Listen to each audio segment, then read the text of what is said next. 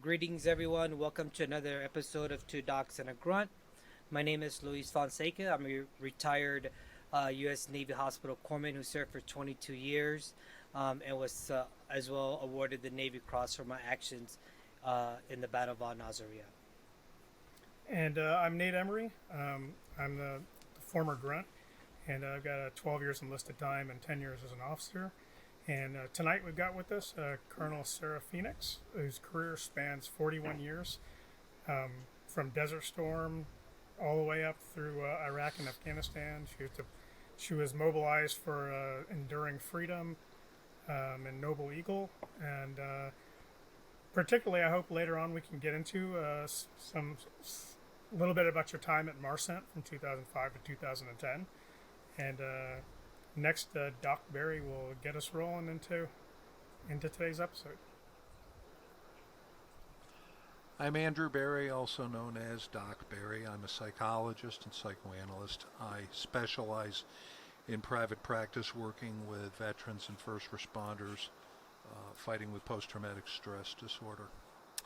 Um, in any case, tonight our guest is retired Bird Colonel Sarah Phoenix. Sarah and I we were introduced by another one of our guests, Molly Heaney, a number of years ago, and she and I have had all kinds of conversations as the years have gone by on the phone about mental health issues.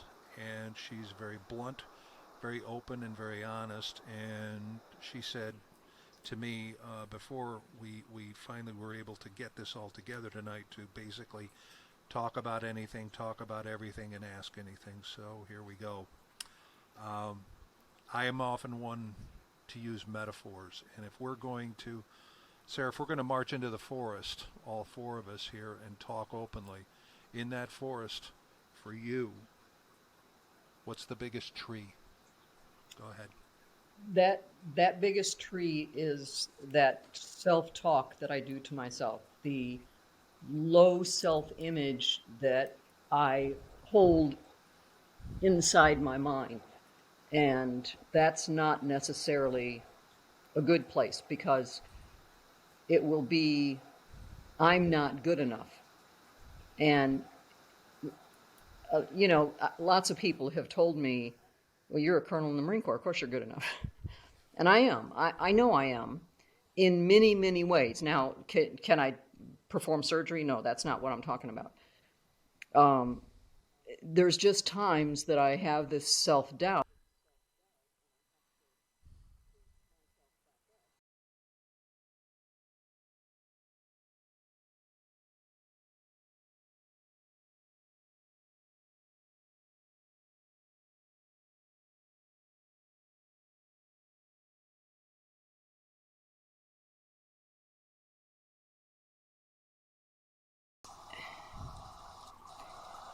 It's just a self-image, and it's not reality.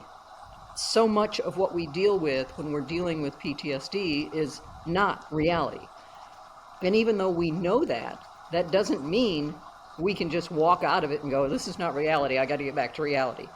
I mean, you could say that, and it's a real nice concept, but it's not so easy to do. You can't just walk back into reality. Yeah, we've talked in the other webisodes before with people about how it's not like people will say, well, why don't vets just think about something else?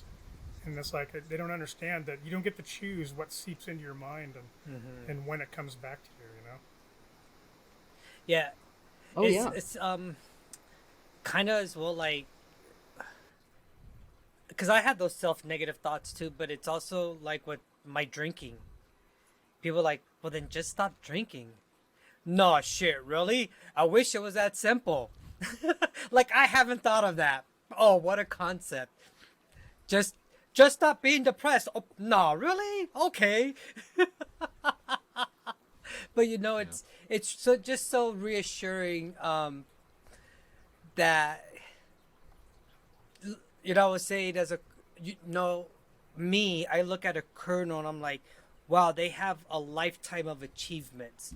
It's not like a spot award where you get it awarded for just one day of an action, or let's say end a tour award. You did a great job for 2 or 3 years at that command, and you get an end of tour award. You make it to the rank of colonel. You've gone through so many milestones in my mind that should fortify the fact that you're a strong, capable Marine, especially at the rank of a colonel, and to lead Marines and sailors on any platform. But to hear from someone that I personally would look at it and admire right away because of rank, let's be honest, right? And then hearing your accomplishments, to hear that I get those self-doubt talks, I get those negative images, and they can take me down a deep hole. It's refreshing for me to hear that. Yeah, Know, it's, 'cause, like, it's humbling, right? Yeah, 'Cause it reminds you that all these problems that I've got down at whatever level I'm at, that we're not the only ones experiencing it. If the colonel's experiencing it too, that shows you how, we're all affected.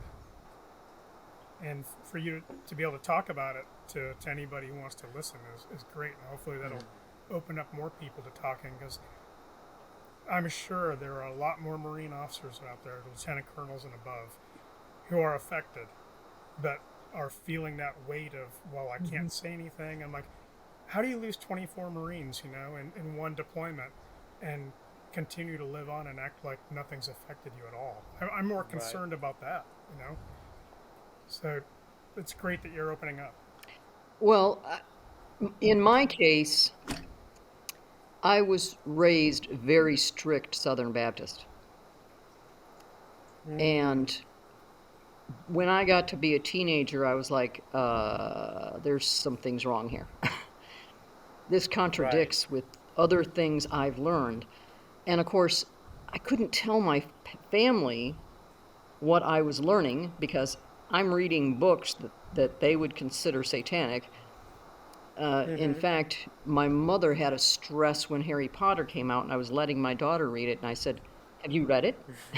Because I'm reading it with her to make sure that it's okay for her to Yeah. read. But Good for you. I read all kinds of things especially when I was a teenager.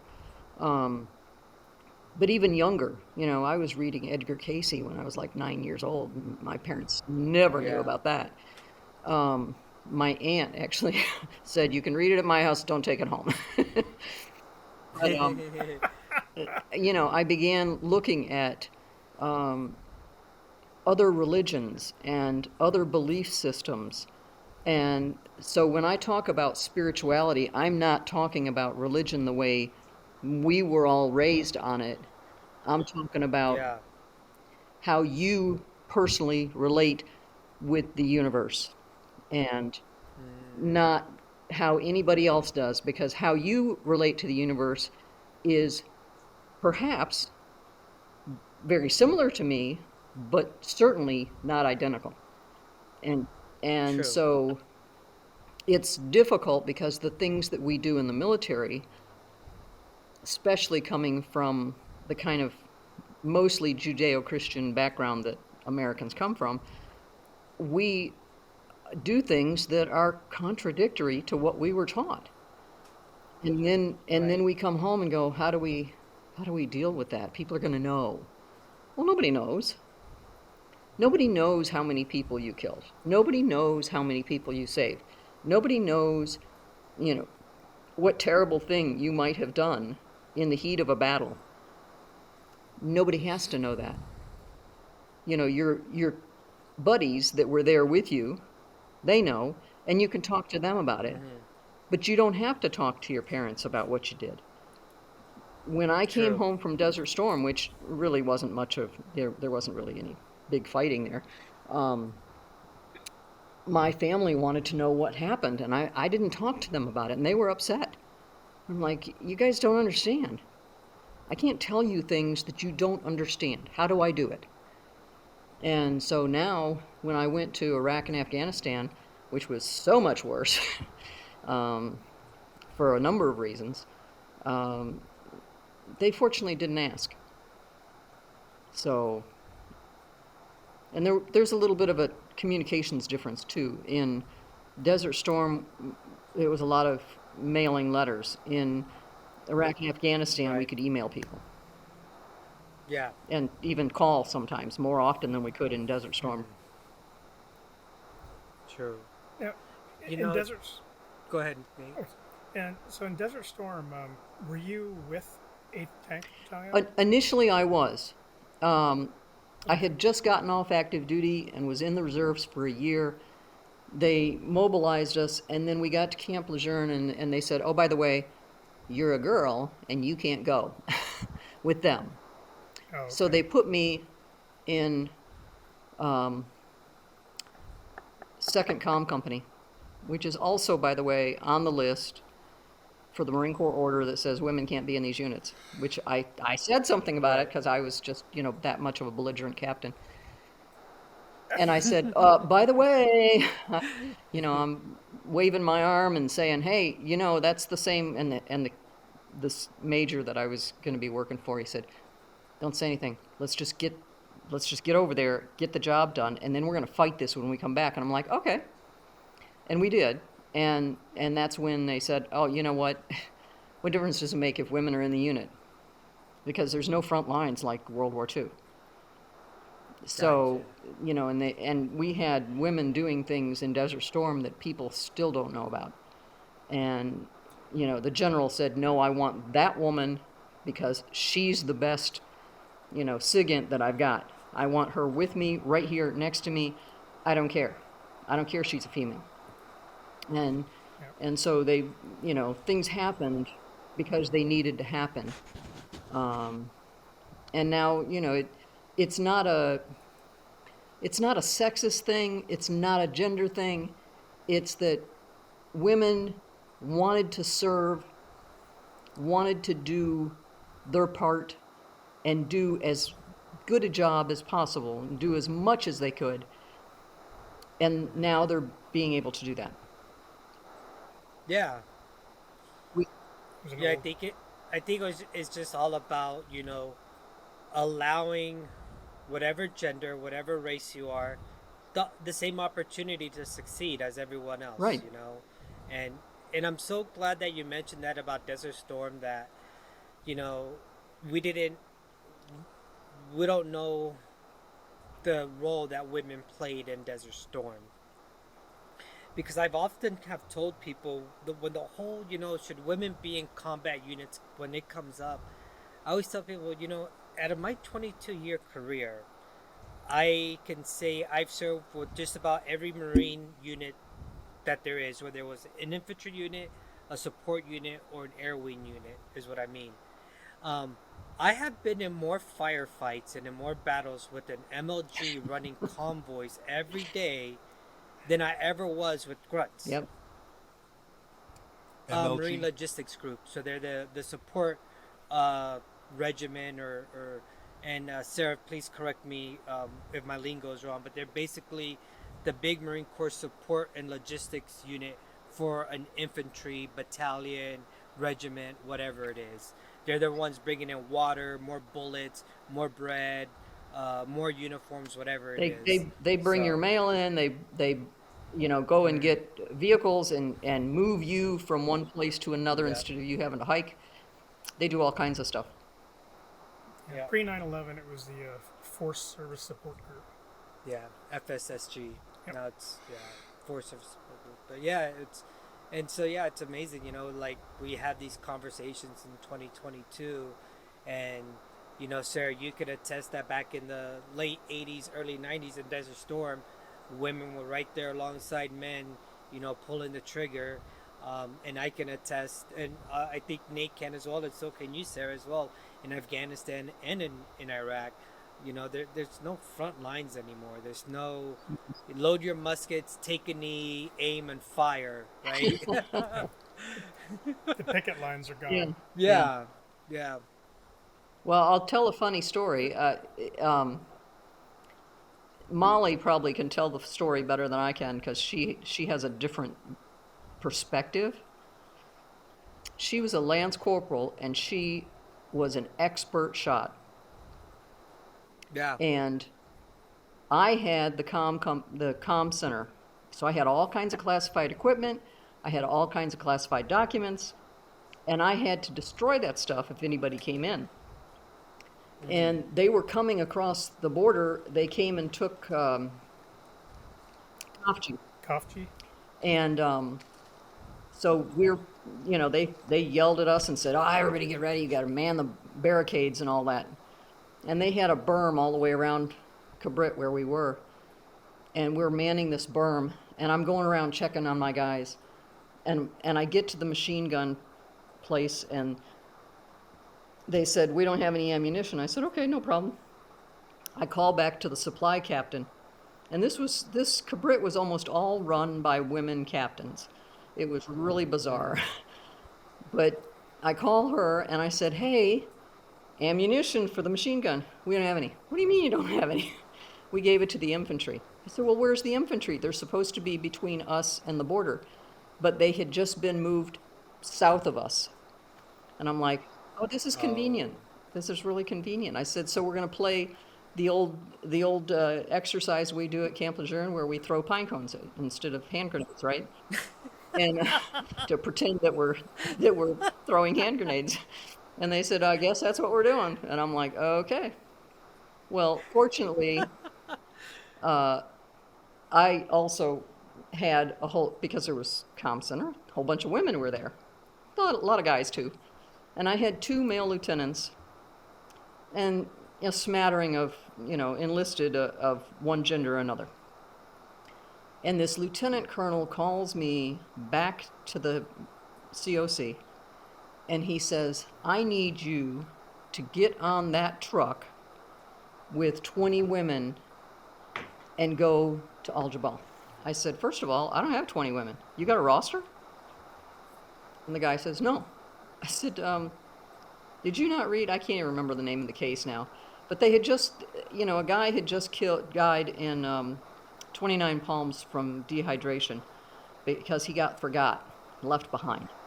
Oh yeah, that Lance Yeah, and Corporal. everybody in the Marine Corps, all the officers had to read that investigation and sign Yeah. saying they understood that if they ever did that, they were done.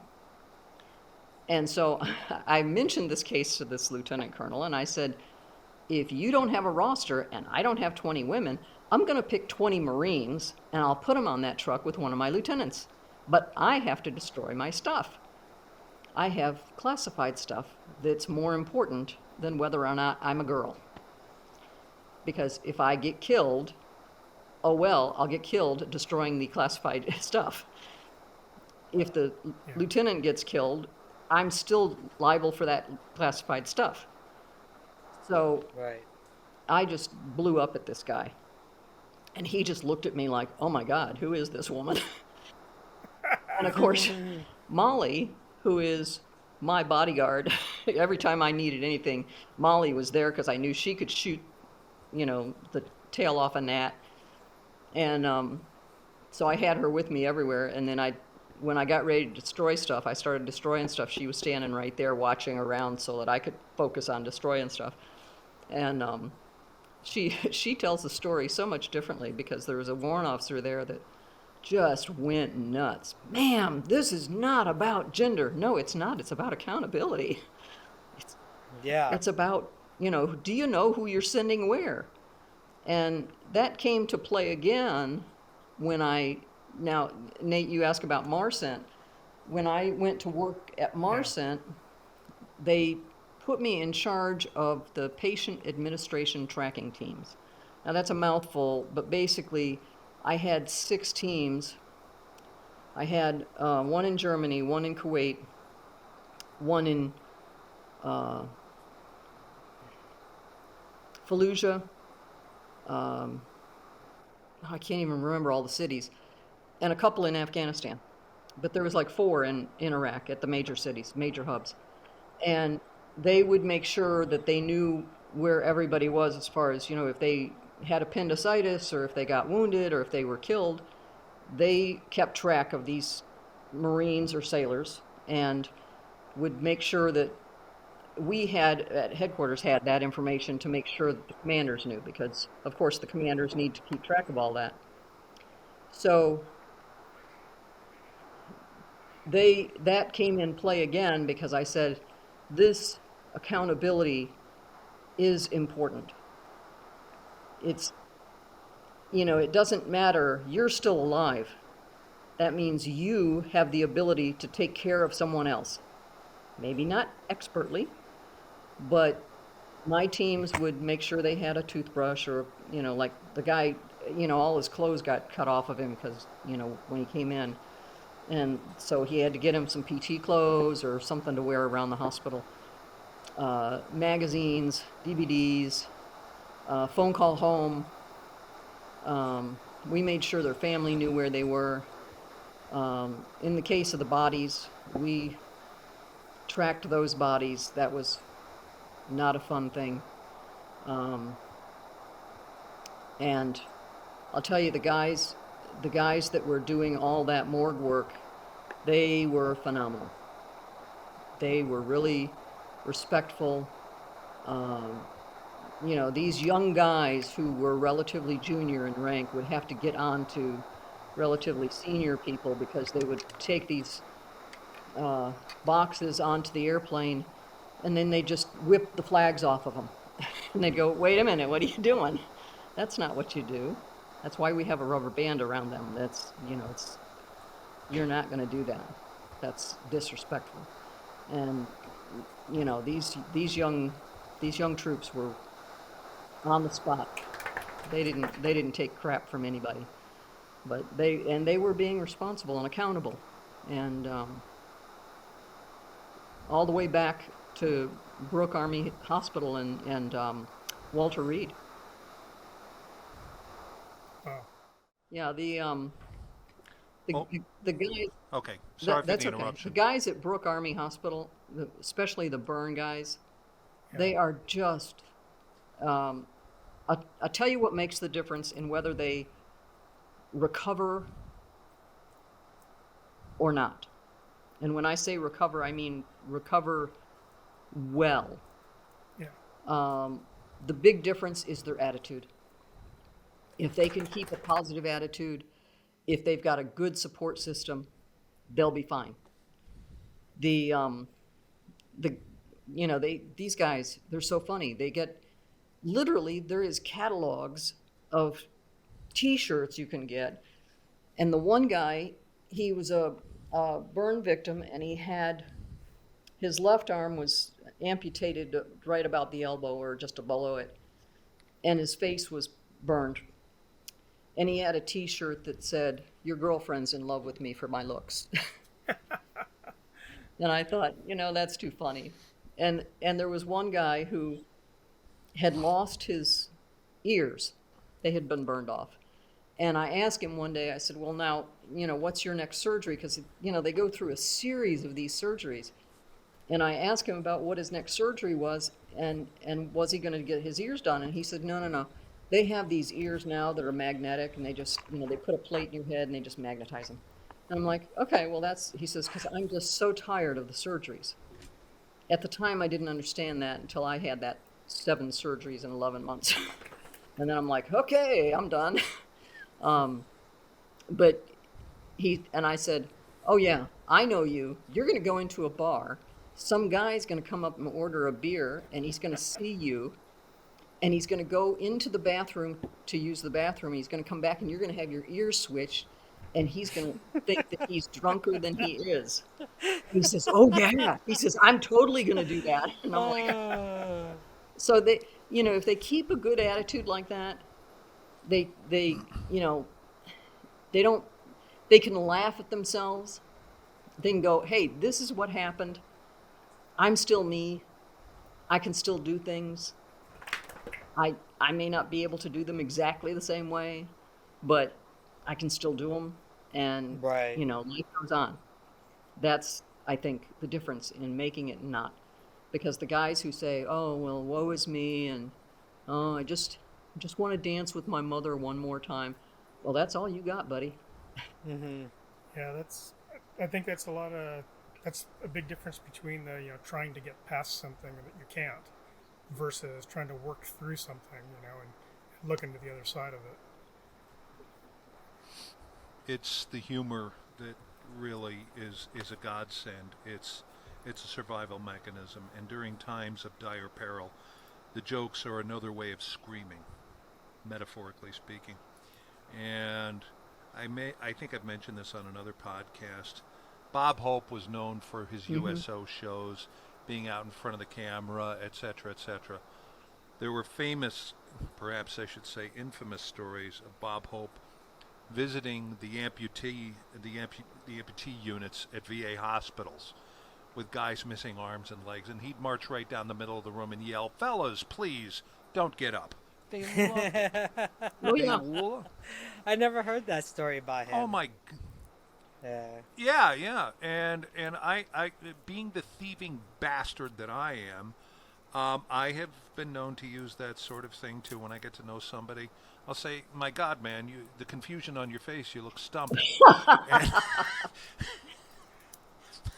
And I've works. stolen one of his lines too. I'm making quilts for some of my doctors, and the plastic surgeon that did the reconstruction after the breast surgery, I'm stealing one of Bob Hope's lines, and I'm going to put one block that says "Thanks for the mammaries." That's quite literally, that's the breast kind of Yeah. humor there is. Yeah. Yeah, but well, he's more of an acquaintance, vice a buddy. It's not like I keep in contact with them often. But there's a corpsman that lost one of his legs in Afghanistan due to an IED, and on the other side of his leg, he has "I'm with Stumpy" and an arrow pointing to. It's funny is I've seen it, but I've never heard the story behind it or who it was. Oh yeah. So you've seen that, but Yeah. it's true. Humor and laughter truly are the best medicine. I believe that. Oh yeah. 100%. I mean, and there's a reason why in the military we use dark humor to process the darkness of life, right? It's another way of Yeah. screaming, as I've Yeah, said that's Yeah. why before. so many of us like Monty Python. True. That dark humor. Yep. True. We're good with it. There was a guy who had a tattoo on his calf, and he got amputated right in the middle of his calf. And he was upset that he lost this beautiful tattoo. It was a big EGA in full color. And when he went to the prosthetic maker, they said, "Oh, no problem." And they put the rest of it on his prosthetic Prosthetic. Yeah. so that he's Oh, still yeah. got the whole tattoo. It's Wow. just, right there. So, these guys, the working with the prosthetics, do a lot of work to help these guys too. You had a tattoo, what did it look like? Yep, let's do that. Because it's Yeah, just a brush. Yeah, the tattoo artist that did probably 80% of my work, I worked with him over 10 years before he moved. We actually had that conversation once in the studio right before I was about to leave for, I don't know, Iraq or Afghanistan. I was like, "Hey Andre, if anything was to ever happen, you have all these on pictures. If I ever need a prosthetic, could you replicate it?" And first he said, "Of course," but secondly, it was like, "But let's just hope that never has to ever happen." I said, Yeah. of course, but Sarah, I have a question for you. Because you're so open right now, and I didn't know you on active duty. I didn't know you while you were wearing the uniform. I think I met you once in Paris Island when we Yes. did like the 5K Molly Marine run. Yes. How were you as a leader in the military? Were you this open about your mental health struggles with your troops or with your staff, or is something that you kept? Because like I personally kept a lot of my shit hidden until something made it come to the surface, whether it was a DUI, whether it was my suicide attempt or something like that, right? Right. I held a lot of it a secret. What about yourself? I was the same way most of the time. I didn't mind laughing about jumping under the table looking for my gas mask and my pistol, but Most of the time, I kept that stuff hidden.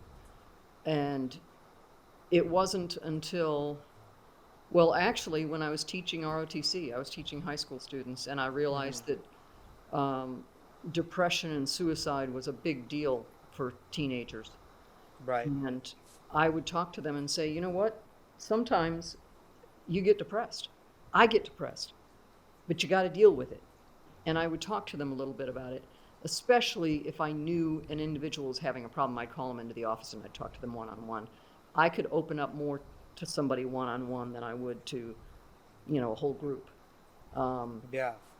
My staff, my staff, in fact, one of my staff may be on the audience right now, from Afghanistan, but I would open up to my staff to some degree, and especially because we had gone through a lot of the same stuff.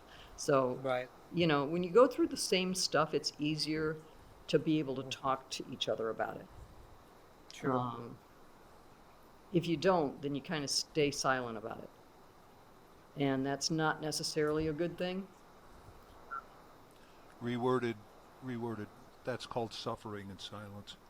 What's that?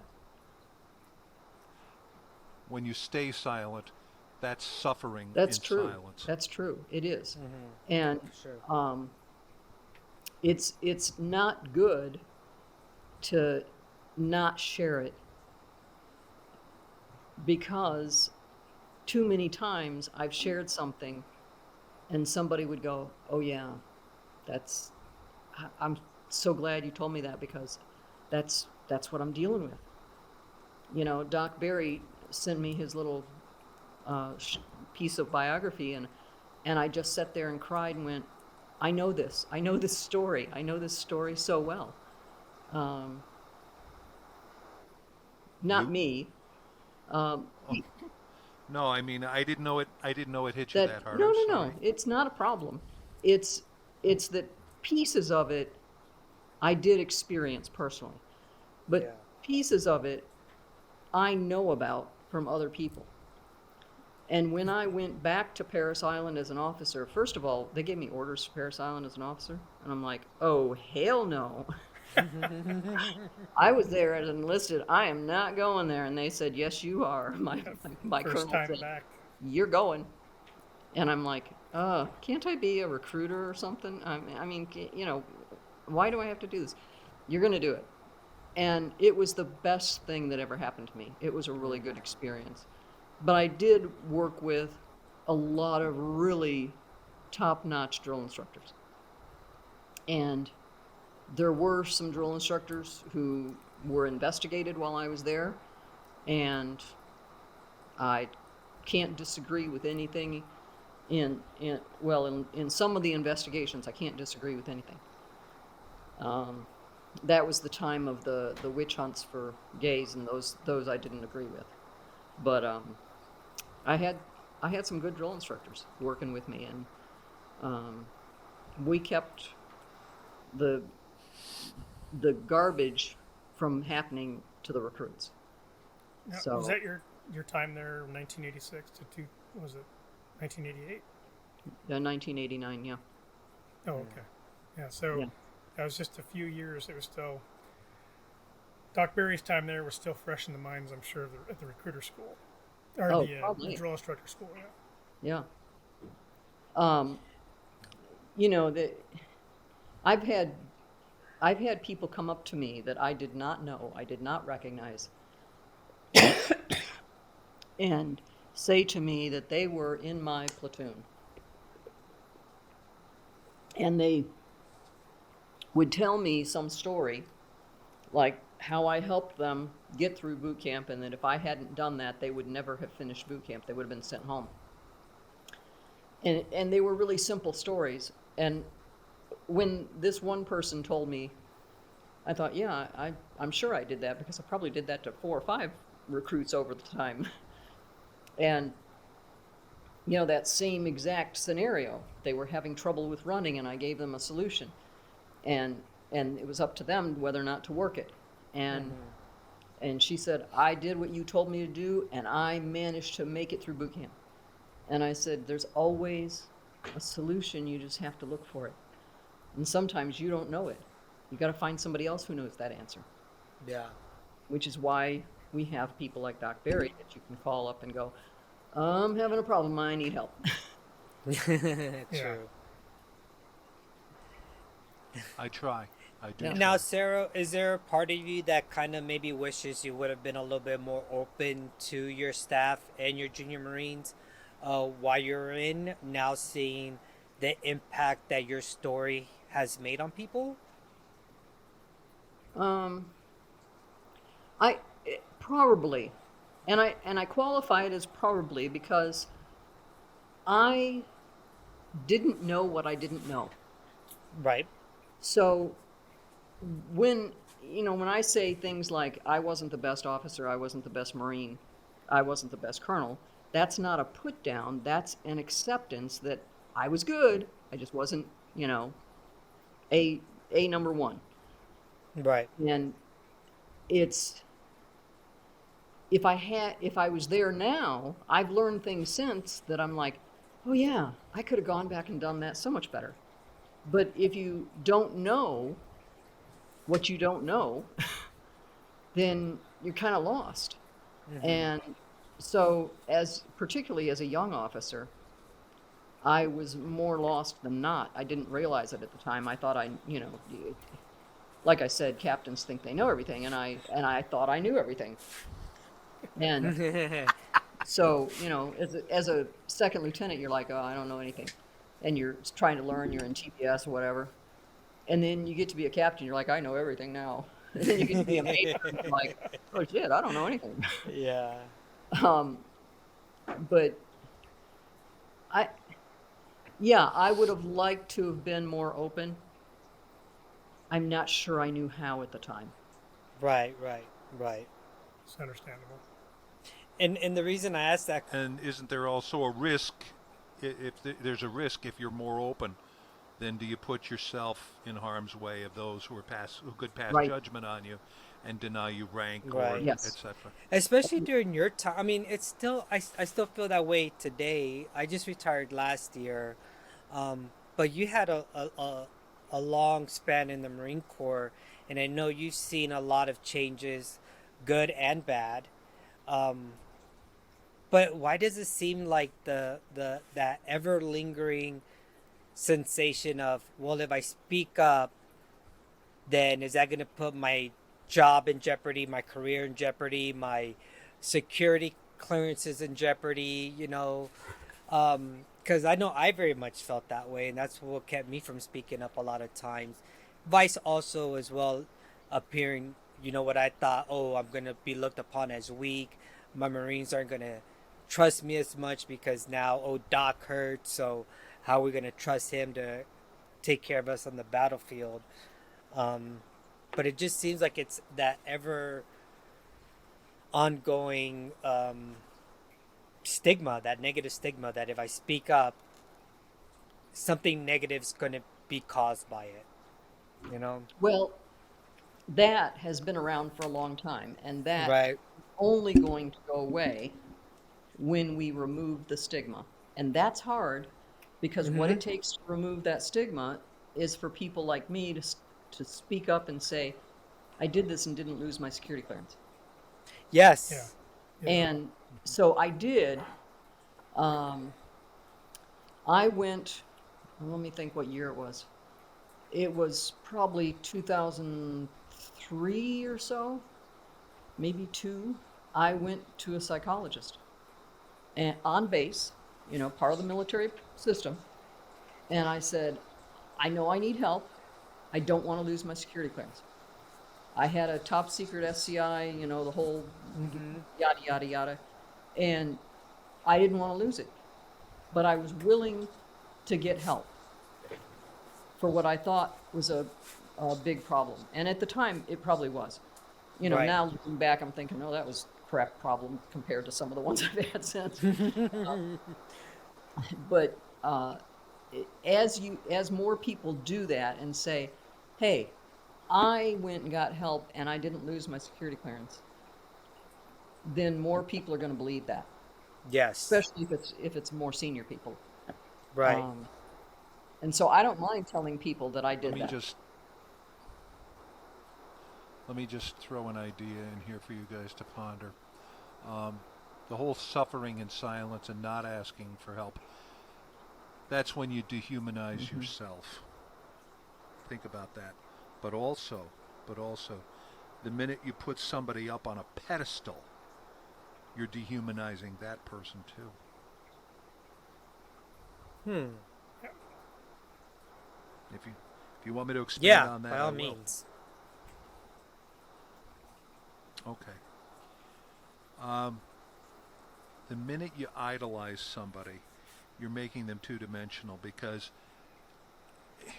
when we put somebody up on a pedestal, we think of that person as, close to perfection. And because they're human, they are not perfect. All right. Luis, you and I have had this discussion in the past. One of the greatest books I ever read about quote-unquote heroism was written by Pappy Boyington. Now, here's a guy we all know, one of the original bad boys of the Marine Corps, who received the Medal of Honor, etc., etc., a slew of other decorations, and the whole thing. He gets shot down in a prison, in a Japanese prison camp for God knows how many months, comes home, receives the Medal of Honor, gets a ticker tape parade, etc., etc. And what a lot of people don't know is, if they actually read his autobiography, despite having the Medal of Honor, the highest award, he admitted he was emotionally Yeah. immature. He admitted he was a hardcore alcoholic. He admitted smoking so much that one of his lungs had to be removed. And after he got out, medically, they discharged him after promoting him to bird colonel. He went from career to Right. career to career to career. He was married 4 times. He had a daughter who suicided. And Gregory Boyington Jr. Said, yeah, he was our father, but we never saw him. We didn't Right. know him.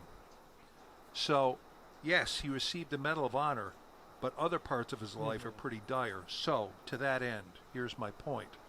The last line of Baba Black Sheep by Colonel Gregory Boyington is, "Show me a hero, and I'll prove he's a bum." Yeah, I've always liked that when you've told me that, sir, about Pappy Boyington, because as a Navy corpsman, when we go up to get our Fleet Marine Force warfare device, which is a personal qualification standard that you have to accomplish, it's grueling. It really is. If you're doing it right, it's grueling. It's over 300 pages of information that you have to kind of regurgitate. Marine Corps history being one of them, and no, it truly is. And Gregory Pappy Boyington is part of the history that we learn as the Black Sheep, the Flying Ace, the most kills, Medal of Honor recipient. And I never knew anything else about him besides that. And it's for me personally, when you read those Medal of Honor citations and those cross citations, you're reading 1 day or 2 days out of someone's 80-year life, 90-year life, or if they got it posthumously, right? But you don't know all those other days, or what's going on behind closed doors. And now I see what you mean about, as soon as you put someone on a pedestal, you dehumanize them as well. Because, I mean, I can only speak about myself, but yeah, one of the reasons I never spoke up was because of that damn Navy Cross. It's like I couldn't tell people I was hurting because I didn't want this illusion to go away. I didn't want, and also because, like Sarah, you said,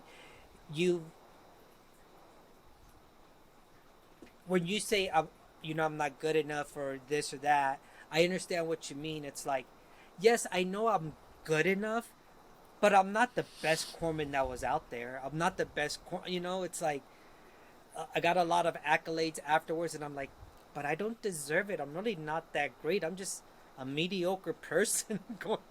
going trying to make it through life. So I understand what you mean about that whole, You saying, know that. You know that. But like you said, other people look at you like they look at me and go, oh, she's Colonel, got all these years. She did all these things. Uh, they look at me and go, wow, she's really terrific. How could she feel like she's not good enough? Well, mm-hmm. it's not like that. It's, Yeah. it's you trying to hold on to who you are and who everybody else thinks you are. Oh, okay, yeah, yeah. But it's okay that you're not the best corpsman in the world. It's okay that I'm not the best colonel in the Marine Corps. I I have to accept that. And all I can do is be better today and better tomorrow than I am today. And as long as I can Absolutely. keep doing that day to day, then everything's going to be great. I love that. Once in a Love while, it so much. there's Can I going to be jump a in here? day there's going to be a day that's just crap, and that's when I call Molly or Sue or somebody and say, life sucks. Help me out here. Tell me a joke. Tell me something funny. Mm-hmm. You know, and often Sue will give me a link for some comedian. Yeah. Uh, Randy Rainbow singing a stupid song or something. Right. Let me just jump in here if I may. We're kind of circling back to what we opened up with, and that is the topic of accomplishments, right? For Sarah, it's having the birds on her shoulders. For Luis, it's the Navy Cross. For Nate, being a Mustang, surviving 2 wars, and working in the Pentagon. Holy cow. Well, all right, I'll tell a story now. I don't usually tell stories. This time I will.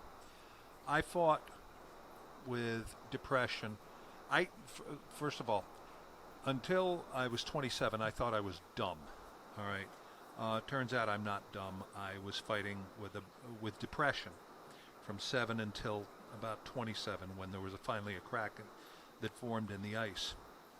And as far as being this so-called accomplished scholar, okay, for everybody who wants to, who's here, and for all time, I basically, something happened when I was 7, and nothing was done about it, and I didn't think anybody cared when I was a 7-year-old kid.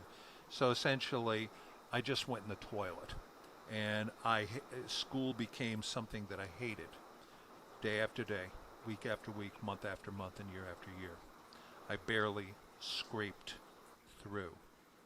I was fucking miserable. Okay? This culminated with barely scraping through high school. All right, I thought I was dumb. Turns out I was just depressed, emotionally immature, pissed beyond pissed, and I just wanted to get out. I didn't go to my graduation ceremony, send the diploma to me in the mail, etc., etc. Then I didn't have the best tour. We all know about that. So I go to a community college, right? Because, gee, Andrew, you're so smart. You should be in school. Oh, okay, stupid reason to go to school. You go to school because you want to. So I go in. I flunk out. I had to learn how to learn. Yep. I had to undo year after year of bad Right. habits. I had to teach myself how to learn. And I had to do all this. There's a point to this, and I'm getting to it. So I started, finally, fight my way back in. I'm crawling through my own blood all the way through my undergrad years to the end of the bachelor's degree, and I thought, what the hell am I going to do now? Well, guess what? I found my way through the back door into a place you may have heard of called Harvard University, and I did it through what's known as the Extension School, which has been around since 1910. It's continuing education, and graduates of Extension have gone on to the law school, the medical school, the school of government. It's a real degree. And so, my grades went from being El Succo as an undergrad to getting A's and A minuses and 2 or 3 B's. And I graduated from dear old Harvard with a 3.65. I got an A on the thesis. I got letters of recommendation from the dean of the Graduate School of Arts and Sciences, and so on and so forth. Now, here's my point. Almost flunked out of high school in 1982, and I'm getting closer and closer and closer to graduating from Harvard in 1992. And so here, my friends, my brothers, my sisters, here's what was building up in my mind. I was thinking to myself, finally, the minute I graduate and I have that master's degree in my hand, let me go Baptist on you for just a second, Sarah. The sins, no, I'm serious. The sins will be washed away. Can I get an amen here? So, I'm like, and the Flight of the Valkyries is playing in the background for musical accompaniment, da, da, da, da, da, da, as I get in closer and closer to the day of graduating. So I get this piece of paper in the mail in a crimson tube. Gee, what a thought. It's written in Latin just like it has been since 1636. I finally have this piece of paper in my hand, and I look at it and I'm like, shit. The shitty self-esteem didn't go anywhere. It didn't fucking go anywhere. So, what did I do? Did I learn anything from this? Oh, hell no. I thought, okay, when I finally finish my PhD, finally, I'll get that piece of paper in my hand. Again, these are all external validators. External, not inside me, pieces of paper, or for you guys, rank, decorations, etc. Cosmetic plastic surgery. I finally get... I'll stay... Oh, yes, utterly titillating. Bump. Anyhow.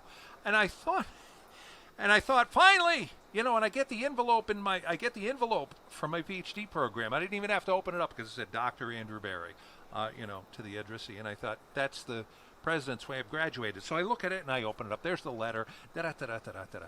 And I'm like, shit. And to that, and I was laughing my ass off when I finally finished the PhD, and I'll tell you why I was laughing, because I thought to myself during all those years of fighting and struggling, what's it like to have a PhD? What's it like to be able to call yourself doctor? And I realized one day when I finally got it, I'll tell you exactly what it's like. It's like waking up one morning with somebody else's underwear on. You can't deny that it's there.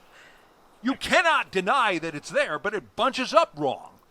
So anyway, the point of it is, and this went on for a second master's degree, and by the time I completed my second doctorate, I was like, okay, just send the thing to me in the mail. I'm going to make a sandwich and go to bed. I got a headache. But the point of this whole long-winded story is, it doesn't matter the external accomplishments. If you were in my office right now, you'd see more professional wallpaper than you could shake a stick at, right? It's the mess inside. It's the mess inside. And through going through analytic training, I was flat on my back on an analytic couch 3 times a week, all the way through 4+ years of analytic training. And my analyst and I worked for an additional 2 or 3 years after that. 7 years of sweating it out and figuring out what the hell happened.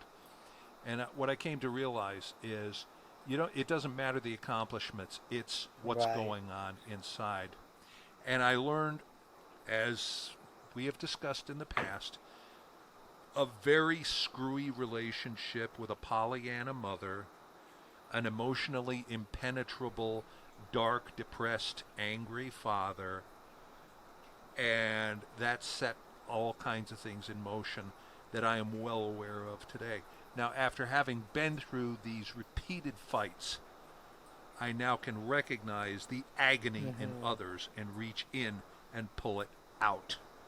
So what we're talking about here, summarily, the accomplishments have nothing whatsoever to do at all with the mess inside. And that's the hardest mess to clean up. And that's the end of my sermon for this evening. Amen. Can I get an amen here? Yeah, nobody sees nobody sees the biography of our downfalls and our worst moments, right? That's right. True. No. Yeah, it's because no one wants to speak. It's kind of like social media. No one puts up the ugly part of their life. It's always the good stuff, right? You never want to tell the ugly part of your life or what. But I think once you get to a point like with Sarah and um, as well as myself, like I just don't give a shit anymore about what people think of me. If they think that I'm weak, if they think that I'm strong, if they like me or don't like me. I mean, you know, and we all can attest to this in our life, whether we're at the top of our game or at the very bottom. There's always going to be someone to kick us, right? There's always going to be someone that's going to hate on us, that's going to, whatever you want to call it, throw shade, whatever. There's always going to be haters regardless. So I've learned to just blank them out and go on my course and on my path and continue forward. Absolutely. I think that what's important is not so much the garbage that you're trying to deal with yourself. It's how you can make other people feel. Can you leave somebody else feeling better than when they got in your face? Yeah. Yep. And except for those people who are, like you said, throwing shade, haters, those people I just try to ignore and try to limit their exposure to me. Yep. But other people, if they're hurt and I try and, do something to boost them a little, even if I'm not feeling absolutely my best. Well, here's to expand on that a little bit. I call in my own life, I call them the detractors, the people who told me I would never amount to anything, that I had no business being in psychology, and the other folks that I've told you about in private, etc., etc. Now, numerically, let's look at those detractors. I don't know what the number of them is, but guess what, folks? I'm going to be 60 next year. Most of the detractors are dead. Now, that's in one column right there. Let's look in the next column at the amount of times that I have heard, Doc, you saved my life. Doc, you changed my life. I feel so much better, Doc. And I start counting up the number of people who are actually on my side. And they far, far, far outnumber the detractors, most of whom are dead. And when I realized that, that was the moment that I knew I had to make a conscious choice. When the shitty days hit me too. When the shitty days come, I have to put a lot of extra effort into looking at the pro Doc Berry column. And remember that the detractors are largely gone, and that the pro Doc Berry column is expanding all the time. And one of the many reasons, but the chief reasons are because of people like you who have, two of you, Nate especially, has been by my side for years, and so many others. And John Lennon was right. We get by with a little help from our friends. And hopefully Molly, speaking about this openly, will open up more people who already know her to feel like they can share a little bit more, because it's these little tiny course corrections, right, that we get from other people that can get us back where we need to be, or at least get us away from that dark place or the bad road we were on. I love, I don't know if you guys know the name John Kevin Hines by any chance? No. So John Kevin Hines, he is a motivational, inspirational speaker as well. He's been doing it since about 1999 or 2000. And he is known as one of the, I think it's like called the 22 Club or 23 Club. Basically what that is out of all the people that have attempted suicide by jumping off the Golden Gate Bridge, he is one of less than 1% of survivors. So it's like, so Kevin Hines has gone around the world, military bases, has spoken, and one of the best things that he says is, what I've come to learn is there's 4 simple words that saved my life. He goes, and I use these 4 words regardless of where I'm at. He goes, I've used them at an airport. I've walked into an emergency room, used it. I walked into my parents' house and used it with my dad's. And he goes, the 4 simple words are this: I am not okay. Or, no, what he goes, I need help now. That's what it is. I need help now. And he said, and it's caused me to be put on the no-fly list because I go to TSA, but I'm in a depressive state. He's bipolar as well. He goes, so when these hit me, he goes, I've just come to know that I have to use those 4 words to save my life.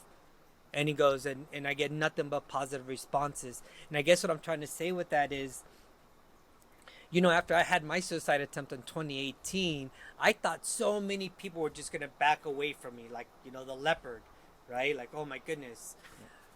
But on the contrary, I came to find so many people, like Doc Barry said, that are on my side, that want to see me alive, that want to see me succeed, that want to see me happy, when before I used to think those negative thoughts, right? Because they were ingrained in me from such a young age.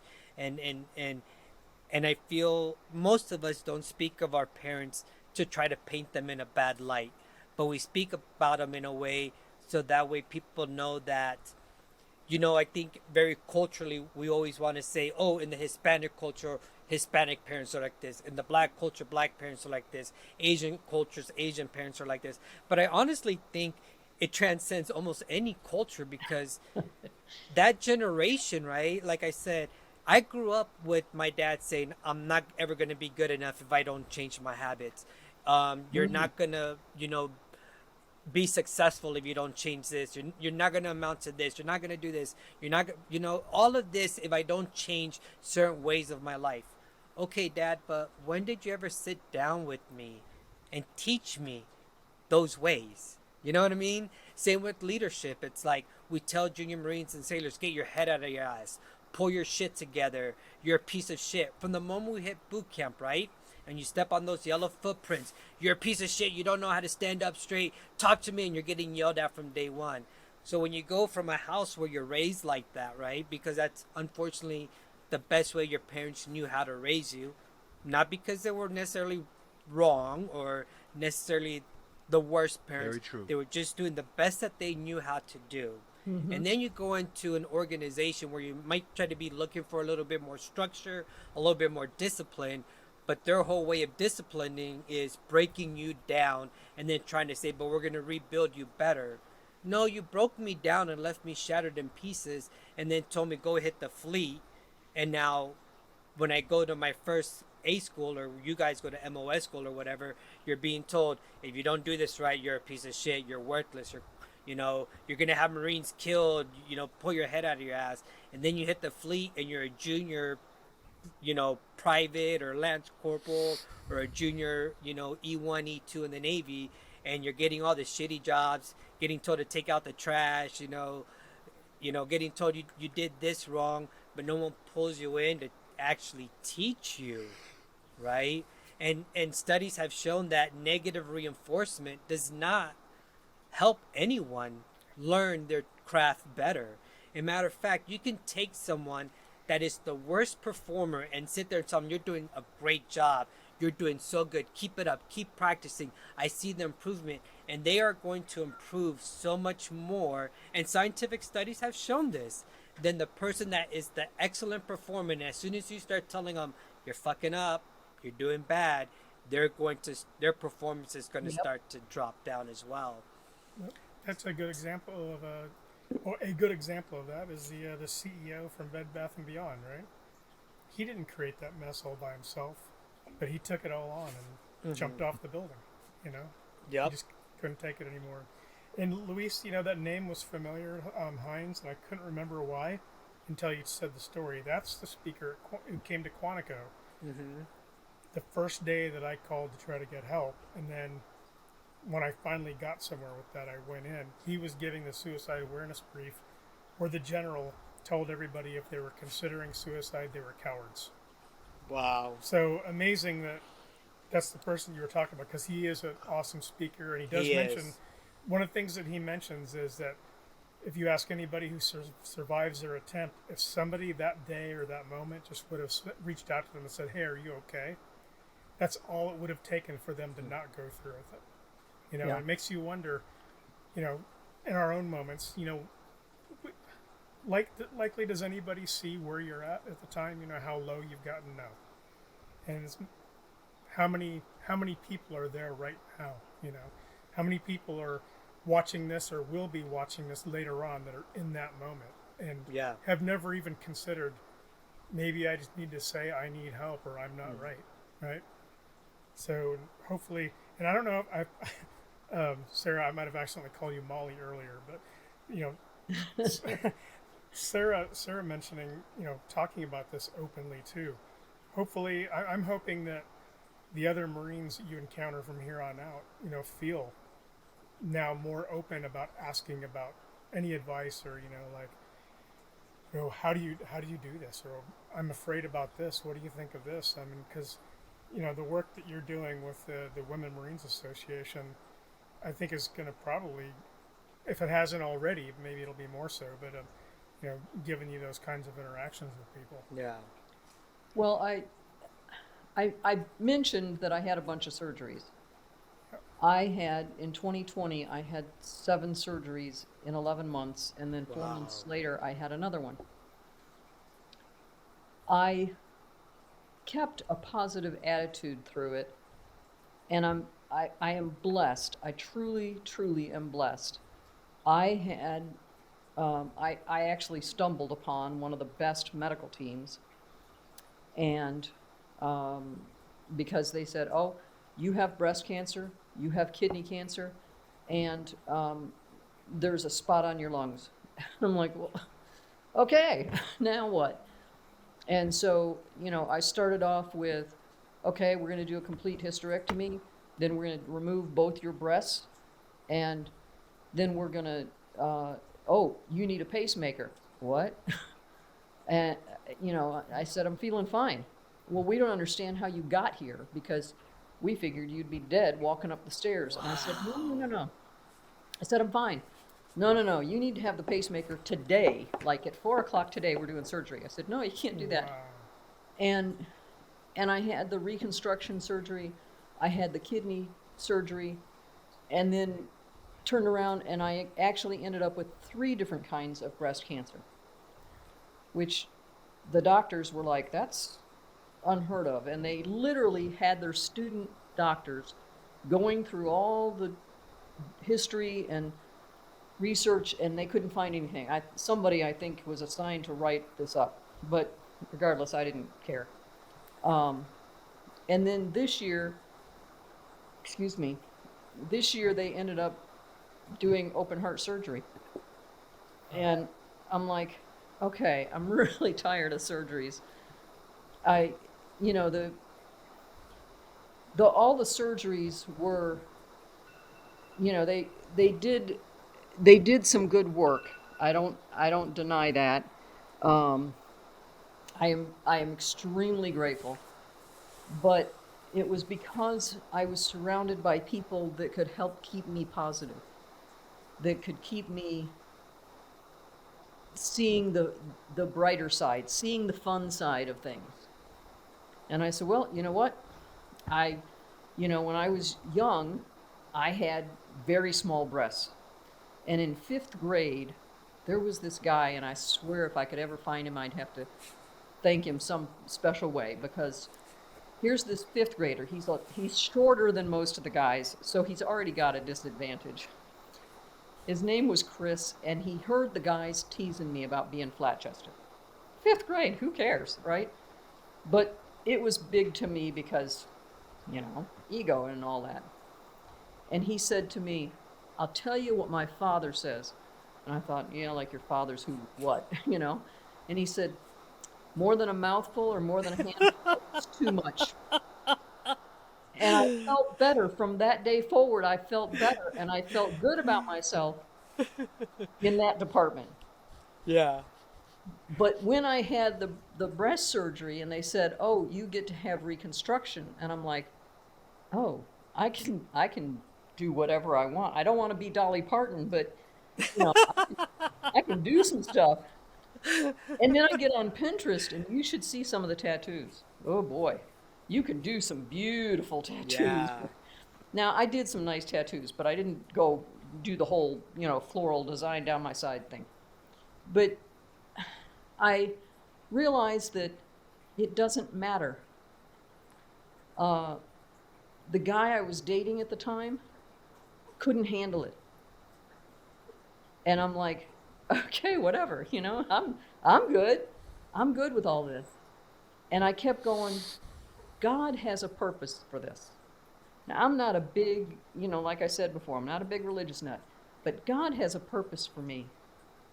God has a reason for me to go through all of this crap. Not fun. Some of it was a lot less fun than others, especially the kidney surgery. But I kept a positive attitude, and the people around me tried to keep as much of a positive attitude as they could. Sometimes they weren't as good as others, but they did pretty well. And they would keep trying to boost me. And one of the things I learned in all of that was that it's not about what I'm feeling, it's how I can make other people feel better. And so if somebody's going through hard times, whether it's surgery or a mental issue or, I got passed over at work for a promotion that I really deserved, whatever, whatever the issue is, if I can say something or do something to make them feel better, to do something positive and uplifting, then that's what I'm supposed to do. Because so many people have done that for me, it makes all the difference in my world. Man, that's such a great perspective on life and a great mindset to have on a daily basis. I'm gonna start using that, Sarah. Yeah. I do not claim ownership to any of this. When I publish my book, I'll copyright it, but otherwise. Think of it, my friends, as a few Oh, kernels of no. wisdom. Now, Sarah, I do have a question. Being, I've heard through the grapevine, because obviously we know friends, mutual friends, that you were the 6th female Mustang in the Marine Corps? Not the 6th female Mustang. I was the 6th female Mustang to make it to colonel. Oh, So I'm the wow. 6th colonel female Mustang. Gotcha. What an accomplishment, first and foremost. Now, the reason why I wanted to ask that was because, the whole gender thing has come up in our conversation. The whole keeping silence, suffering in silence has come up in our conversation. The whole rank, you being an officer has come up.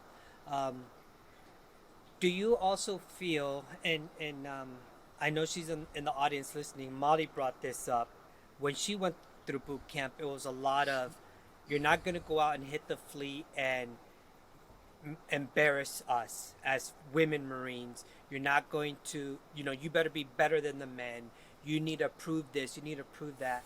Is there some part of also you not speaking up about what you were dealing with because you were hitting some of those milestones that women haven't hit yet, right? Did you feel any pressure to conceal some of your mental health because, like I said, back in the 80s and 90s, women were just opening up so many doors for the new generation of women coming in now to be able to sit in those seats that you probably had the privilege of being the first woman to sit in. Did you feel any pressure on that end? Yeah, I did. There was some pressure to not let anybody know because then you would be looked at as a whiny little girl. You need to suck it up, the men do. Well, no, the men don't suck it up either. They, Yeah. but um, I dealt with things a little differently. Um, I was a Mustang. I spent 6 years enlisted, and when I became an officer, I didn't tell people I was a Mustang. I let them find out themselves, because they'd watch me do things and they'd go, "Were you enlisted before?" Well, yeah, you know, and which was great. 'Cause the only time I really had a problem, I was a platoon commander, and I had a new NCOIC checking in, and this gunnery sergeant comes in and he says, "Ma'am, were you enlisted before?" As soon as he looks at me, I said, "Yes, I was." And he said, "Were you at Camp Pendleton?"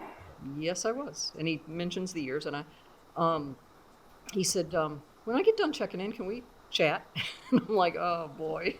He said, "Do you remember Barbara Nolan?" And I said, "Oh yeah, she was my roommate." And he said, "I dated her." And of course, when he came back and we talked about it, he remembered me being the stupid little Lance Corporal I was. And, in the barracks doing stupid things like we all did. And I said, "Okay."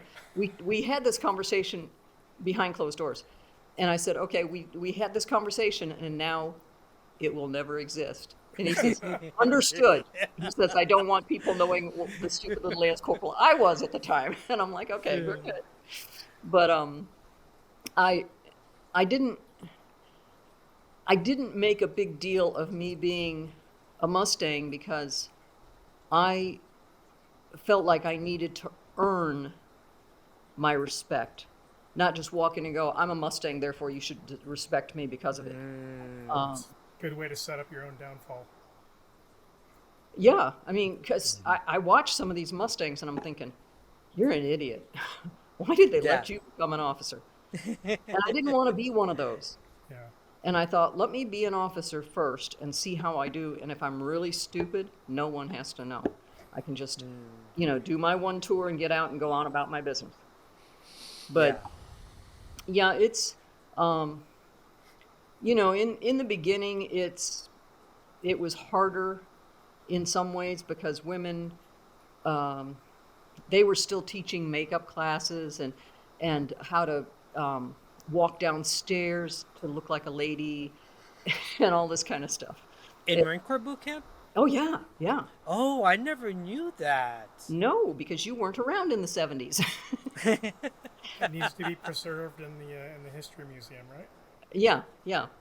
And So they would teach y'all how to walk downstairs ladylike, put on makeup and all. Wow, I never. oh yeah, we had more than one class on makeup.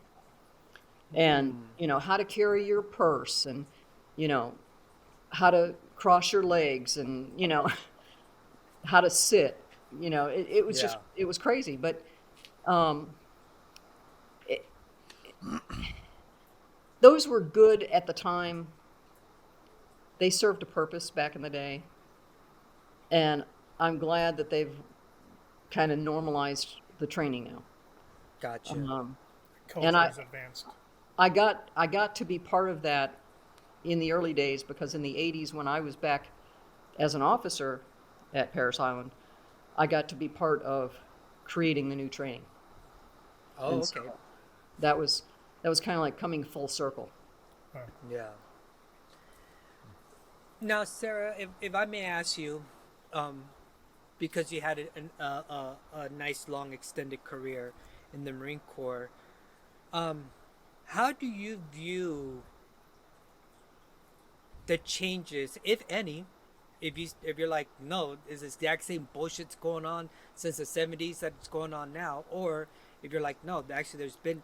Can you maybe talk about a little bit of either some positive changes or some bad changes that you feel have gone on in our services? Um, Or something that hasn't changed at all. Yeah, that needs changing. uh, yeah, well, I can talk to a couple of those.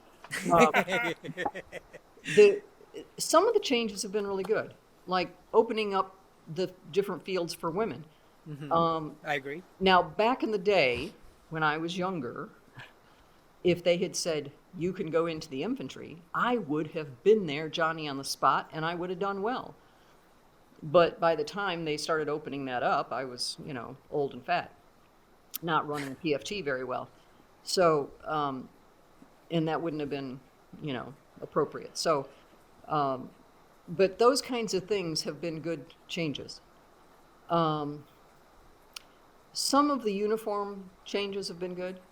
Getting to the same camis, getting to the same, pretty much the same uniform. I watched some real stupid little antics about whether or not women should be able to wear trousers. The green alpha trousers, and that got to be funny. And I can tell all kinds of stories about uniforms, but plus, the history. I know quite a bit about the history, being the deputy historian. But one of the things that hasn't really changed is the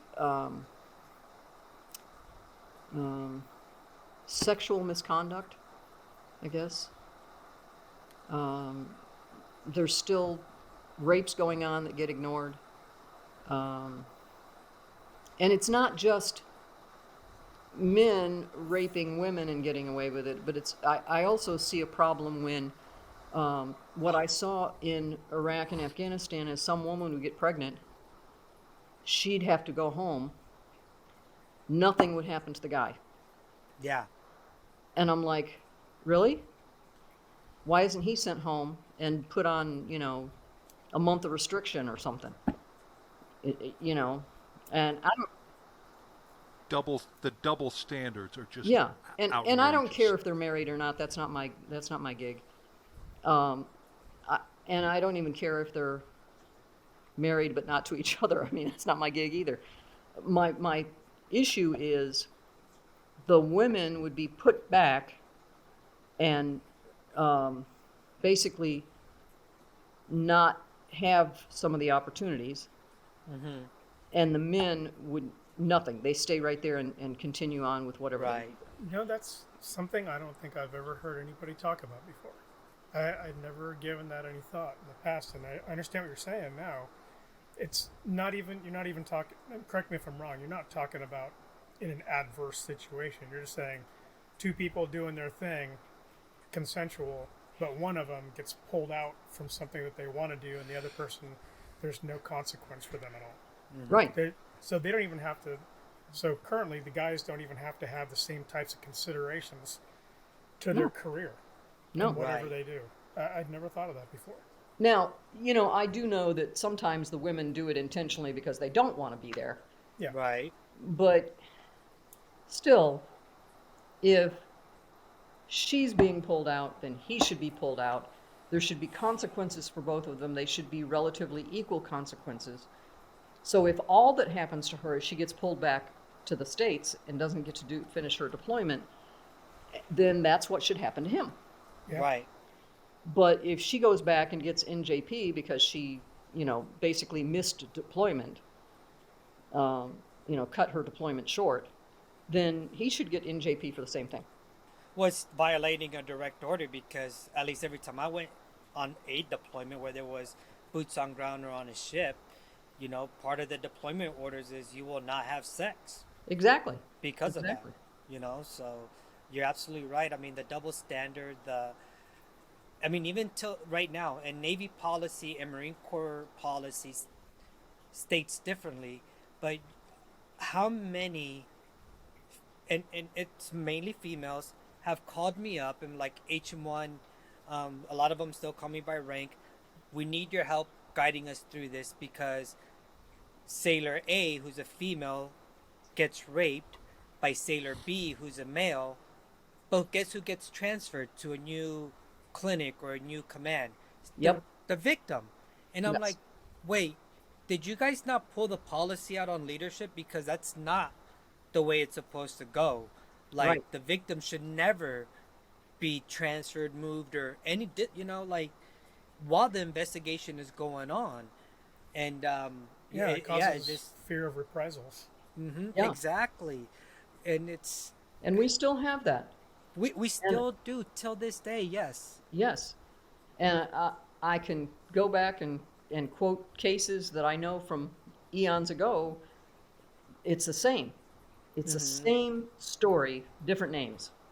Yeah. And, you know, guy steals the key, the master key to the barracks, and then goes in and rapes women while they're in the shower. You know, when he gets caught, you know, he gets slapped on the hand and sent, you know, back to work. It's like, what's up with that? And I always hated, oh my goodness, I always hated, and Sarah, because you made it up there, maybe you can, and same with you, Nate, you're a major. I never understood when leadership would tell a junior, and usually a female, would tell them, are you sure you want to report this? You're going to ruin that man's career. No, the victim is not going to ruin that person's career. The perpetrator ruined their own career. They're the ones that made that judgment. So why the hell is leadership trying to protect a man that's married with kids? He didn't give a fuck when he was raping that young, or she, right, didn't give a fuck when they were raping that person. So why should the victim give a fuck about their career? No, not at all. And I always hated when I would hear that. When I got told, you know, or I got discouraged because, and I would sit there like, no, that's not right. If you want to, I'll go in and fight for you. But yeah, it's true. It's something that hasn't changed in decades, and it's still going on today. And it's so sad, so sad. Yeah, it sounds like Yeah. a lack of objectivity by whoever that leader was that makes that statement to them. But it's not just one leader. It's Yeah. multiple. Multiple. In the 90s, after Desert Storm, I was on a 2-week exercise out at 29 Palms, and I was a major. I had another major who was, you know, he was drunk. He was not supposed to be going off base to begin with, but he did, and he got drunk, and he came back, and he's, you know, trying to play it off, and he's got a little flashlight, and he's looking at me, and he says, "Are you wearing a bra? Why don't you have a panty line?" And he's going on like this in front of my troops. And I'm like, you need to leave. And finally, my gunnery sergeant, a couple other of my sergeants, got up and literally drug him out of the tent Right. that we were all just sitting chatting in.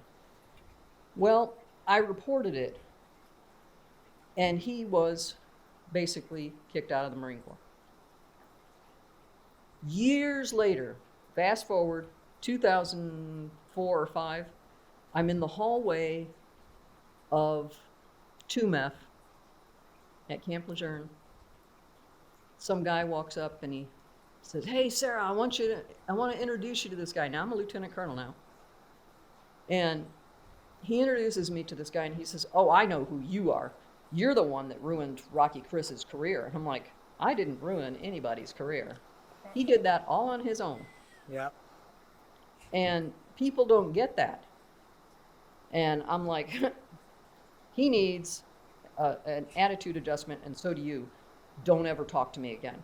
Yep. So, you know, it goes on. I mean, that still goes on. People think that it's the victim's fault because somebody's career got ruined. Well, then don't do stupid shit. Yeah. Yeah. 100%. You know, I mean, I tell people all the time, and I should have been kicked out of the Navy years ago for all the drinking incidents I had, and I'd be a fool to, and you know, good leaders have told me, "No, Fonseca, it's more than just your Navy Cross. It's who you are as a person, your work ethic, this and that." And I like to believe some of that is true, but I know that the Navy Cross kept a lot of my career intact through those times that I had to go. But one thing that everyone always would tell me was, "Luis, you take accountability for what you did." Like, I never put it off on anyone. I never said, "Oh, the Navy or the Marine Corps sent me to combat so many times. They didn't give me the proper help. You know, drinking is part of our culture." No, it was always, "Yes, sir, I was a dumbass that drank and drove." And when they were like, "Well, who else was with you?" I was like, "Sir, it doesn't matter. It was me behind the wheel. You know, it was me. I fucked it up. I screwed it up. You know, Because if somebody else in the car would have said something, you wouldn't have listened anyway. yeah, you know, but it's, and maybe that's a bad comparison because, you know, I personally would never rape anyone, but I mean, I think they you're they right, know what Luis. they're doing in the action. It's like it's like I would tell people when the CO like the reason why I'm so accepting of my punishment is because I made this decision while I was sober to start drinking, and I know when it comes to me and drinking, how bad it gets. So that's why I said, like, even with people, like kind of rapists, like they made a conscious decision. Regardless, there's no excuse for it. So they're the ones that ruined it, man. Not anyone that had to, not had to, but not anyone that did the right thing and reported it. They're not the ones that ruined it. The victim didn't ruin it, and I'm sorry you had to experience that as well in your career, and then to be told as a lieutenant colonel that you ruined such and such person's career, like, Was that wow, a Marine? Was that a Marine that said that to you at TUMF? Oh yeah. Oh my gosh. yeah, And and think of this. Everybody who continues to think like that or think that it's okay to think like that, how many times has that person as a leader continued to let that kind of stuff happen? Oh, yeah. And ruin so Right. many other people and other people's careers, people who could have gone on to do even bigger things than anybody could even think of. But we'll never Yeah. get to see because they allow that kind of crap to happen. And Yep. people absolving the perpetrator, who chose the crime. I mean, you may as well be an accomplice. yeah. If you're gonna co-opt it and think that it's okay, I don't have any sympathy for people like that. Well, it also, for anyone in the audience, especially if you're in the military and you're junior personnel, I'll say it in all conscious word of advice or cautious is that also speaks to the type of leader that person is, that is trying to sway a service member from not reporting something that should, by our ethics, our values, our UCMJ should be reported.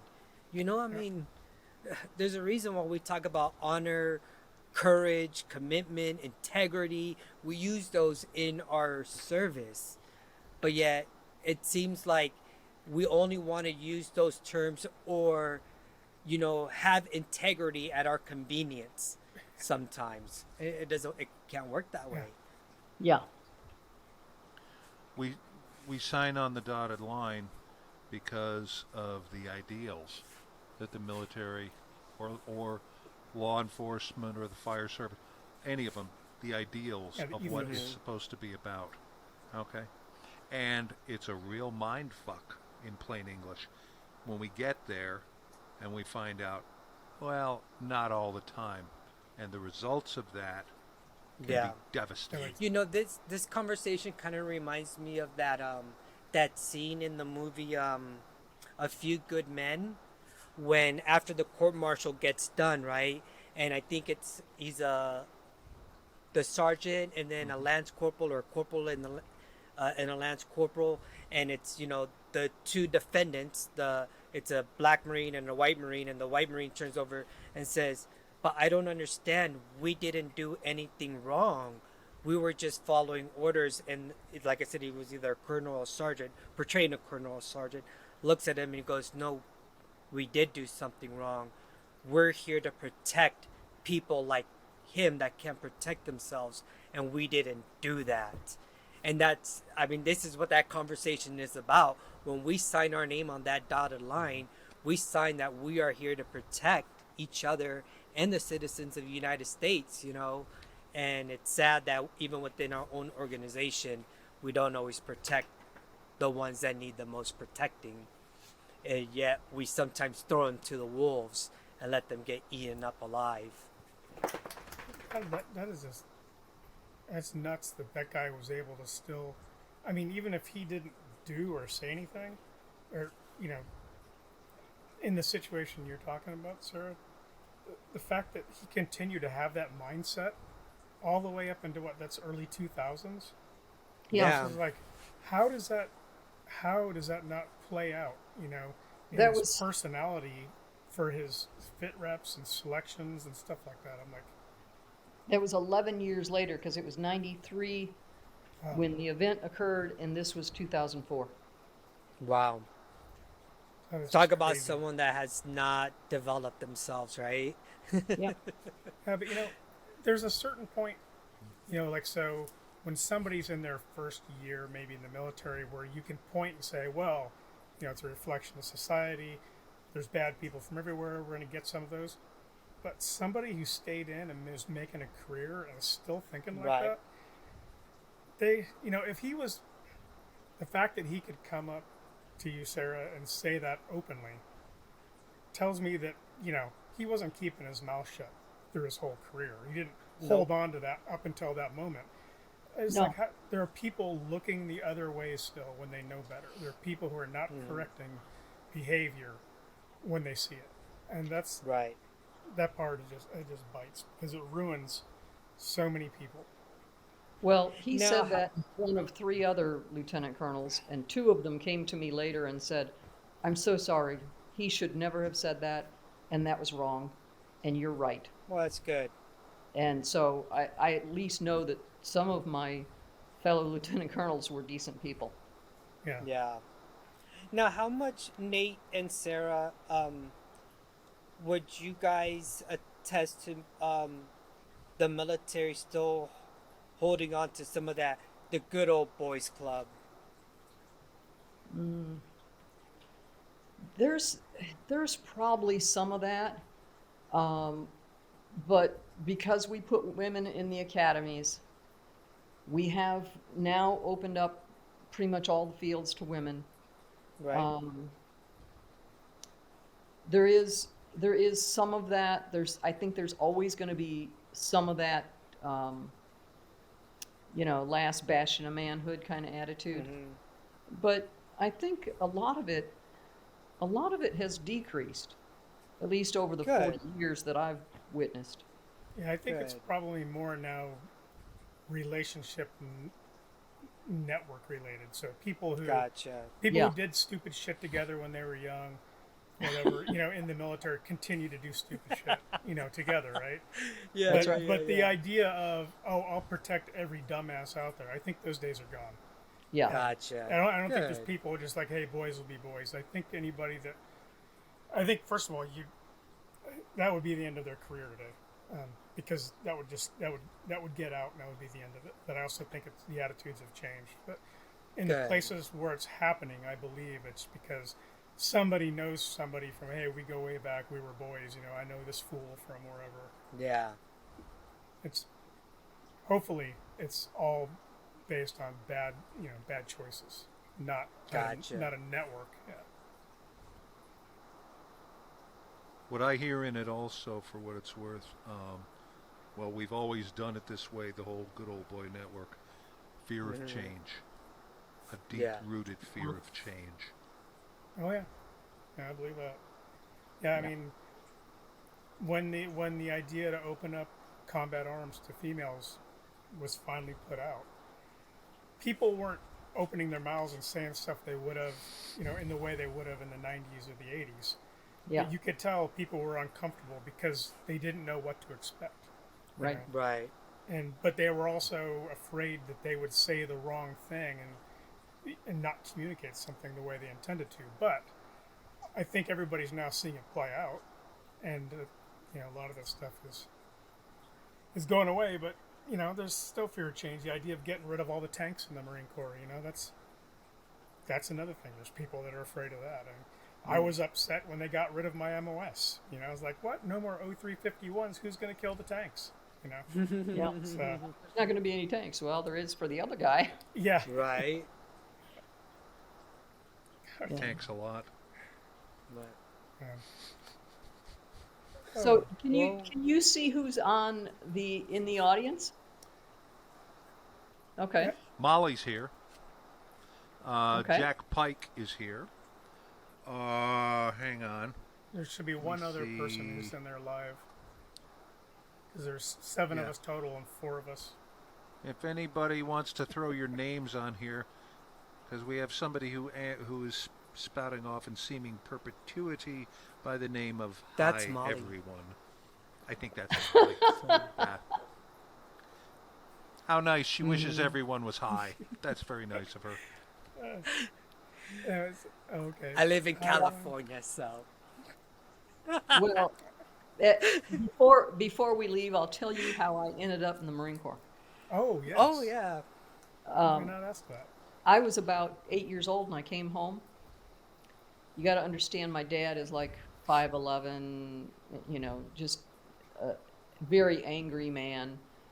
And I came home and told him I wanted to join the Marine Corps. Now, think about an 8-year-old, okay? He got angry, and what seemed like 20 minutes of yelling, veins bulging on his neck, screaming, and I thought, I'm going to do the out-of-body experience because any minute now, he's going to take his belt off, and I'm going to be beat to a pulp. And, there was no crying in our house. And so I thought, well, that's that suffer in silence. I learned that very early on. Right. And so he finally, it was probably only 2 or 3 minutes, but something clicked in him. And he said, in his mind, he thought, what? She's 8 years old. Next week, she's going to want to be an archaeologist. And the week after that, she's going to want to be a lawyer. What do I care? So he says to me, because at that time, women had to be 18 to get a signature with their parents. They couldn't go on their own until they were 21. Wow. Oh, I did not know that. Yeah. And so he says, when you're 18, if you still want to go, I'll sign for you. I thought, whoo, boy, I got out of that one. And I, went away as quickly as possible. And I never said another word. When I was 16, they changed the law so that women could go in on their own at 18 and they could go in on a parent signature at 17, just like the guys. Yeah. And I thought, great, this is perfect. Then I turned 17. And they were going to change the GI Bill on the 31st of December that year. My birthday's in February. So I can't get 18 until February. So I can't get the nice Vietnam GI Bill that was so perfect. I have to wait. So I go to my father and I says to him, this is like November. And I said, you know how they changed it, that, women can go in on their own at 18 now, and that 17 on a parent's signature, and that they're changing the GI Bill, and that if I sign up before the end of December, I get the old GI Bill. He says, yeah. I said, well, will you sign for me? He said, no. He said, that was not what we agreed to. And of course, by this time, I did want to be a lawyer, and so I knew how to argue. And I argued with him, and I told him, okay, the spirit of the agreement was that when I was old enough to sign on my own, I could. But if I was old enough for you to sign, you would. And he says, but the agreement was when you're 18. I said, when I'm 18, I don't need you to sign for me. And we went back and forth a few minutes. My mother's in the next room listening, of course, because you know how mothers are. Right. And I finally said, screw it, and I walked away. My mother grabs me and she says, I'll sign for you. I said, no, you won't. This is between me and him. Wow. That look Battle on of her wills. face, like, oh no. So I waited. My birthday, because now it doesn't matter. I can wait for as long as I want. My birthday came and went in February. And I heard my dad tell my mom, see, I told you she wouldn't do it. He was trying to play this game with me. Well, he didn't realize that I'm just like him, stubborn as a mule, and this game ain't a game. So June comes around, and I had gotten everything I wanted from the recruiter, and I signed. Yeah. So I went home, and I waited till everybody had a forkful in their mouth. And I said, by the way, I joined the Marine Corps today. I thought my dad was going to have a heart attack right there. I thought my mother was going to kill my father because she was sure this was going to be a really bad thing. Right. But in the end, he was one of my biggest supporters. Oh, He just thought that this would be a really bad thing because, they'd heard all these stories about how bad they treat women. And he had never been to see any of my, promotions or awards or anything like that. yeah. So when I was getting ready to be promoted to colonel, I invited them to come to the ceremony. And unfortunately, the vice president was coming to Camp Lejeune that day. So we had to get all kinds of special permission for them to be in the same building that the vice president was in, because, you know, they might kill him. Right. Of course, they didn't have a shotgun at the time. So anyway, so they got to see that, and he died the following June. Wow. Wow. But that was, you know, he was really proud that his daughter was a Marine, because even when I went to work at Xerox, he would, and I'd come to visit at his work, he would not introduce me as, oh, here's my daughter, the manager from Xerox. No, he'd say, oh, here's my daughter, the Marine. Awesome. Nice. So, yeah, he was, So his initial apprehension, he was protecting his baby girl. yeah, Yeah. you know, because it was, you know, he was screaming about no daughter of mine's going to join any armed service, especially the Marine Corps, you know, and on and on and on. And if I joined the Navy, he probably would have been okay with that, because most of his family had joined the Navy, but that's not what I wanted. Yeah. Was he in the military?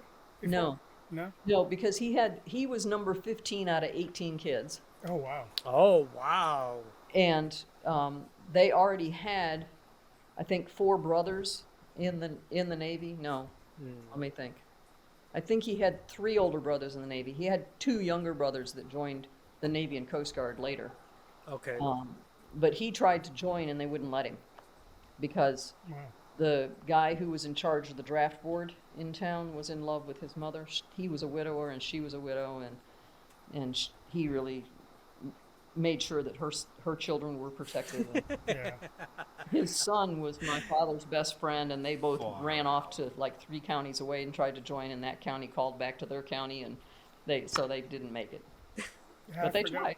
Yeah, I forgot how much power the draft boards used to have. Yeah. Yeah. Yeah. Oh, man. So, but you had it in your mind from 8 years old. You wanted to be a Marine. Yeah. And what did you? Was there an event, or what was it that made you think that at 8? That's amazing. You know, I have often looked back at that and wondered if there was some kind of event or some moment. You know, did I read a book? Did I watch a movie? Yeah. I cannot think of a thing. It just came to me that that's what I needed to be. And I'm like, okay, You're whatever. anointed. That's good for Right. everybody. Yeah. It's a calling. Yeah, for me it It's a was. calling. And, you know, I may not have fulfilled that calling perfectly, but I think I did pretty well. Yeah. Yeah, I would say so as well. Oh, yeah. Yeah.